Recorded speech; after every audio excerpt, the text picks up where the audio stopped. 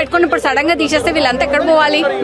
ఎన్నో ఇండ్ల నుంచి సర్వీస్ ఇస్తూ సడన్ గా అవుట్ సోర్సింగ్ తీసేస్తాం, కాంట్రాక్ట్ వాళ్ళు తీసేస్తారంటే మరి ఇన్నేళ్ళ నుంచి చేస్తున్న సర్వీస్ ఏంటి ఇంతేనా? వాళ్ళు ఇచ్చే విలువ గుర్తింపు ఇంతే ఇస్తున్నట్ట. కాంగ్రెస్ గవర్నమెంట్ బడ్జెట్ లేదు అంటే అందరికీ ఉండొద్దు. రెగ్యులర్ వాళ్ళకేమో టైం కి ఉంటది, మినిస్టర్లకు టైం కి ఉంటది, మరి కాంట్రాక్ట్ వాళ్ళకు మాత్రమే ఎందుకు అంత వివక్ష? వాళ్ళకు వీళ్ళకు ఎందుకు అంత? ఏం చెప్పాలనుకుంటున్నారు ఫైనల్ గా? వేరే స్టేట్స్ హర్యానా, పంజాబ్ ఆ స్టేట్స్ లలో ఎన్హెచ్ఎం వాళ్ళని రెగ్యులరైజ్ చేస్తున్నారు. ఇప్పుడు ఓన్లీ తెలంగాణ ఆంధ్ర ప్రభుత్వంలో కూడా శాలరీస్ మాకంటే రెండింతలు ఎక్కువ ఉన్నది. ఆంధ్రప్రదేశ్ లో ఒట్టి తెలంగాణ మాత్రమే ఇట్లా ఉంది. ఏం చెప్పాలనుకుంటున్నారు? ఏం డిమాండ్ చేస్తాం ఫైనల్ గా? మాకు ఫస్ట్ రెగ్యులరైజేషన్ చెయ్యండి. మీరు చెయ్యని పక్షాన మాకు నోటిఫికేషన్స్ అన్ని క్యాడర్స్ వాళ్ళకి నోటిఫికేషన్స్ అన్న రిలీజ్ చేయండి. మాకు ఎవ్రీ మంత్ రెగ్యులర్ ఎంప్లాయీస్ కి ఎట్లా పడుతుందో శాలరీ మాకు ఫస్ట్ కే శాలరీ పడాలి.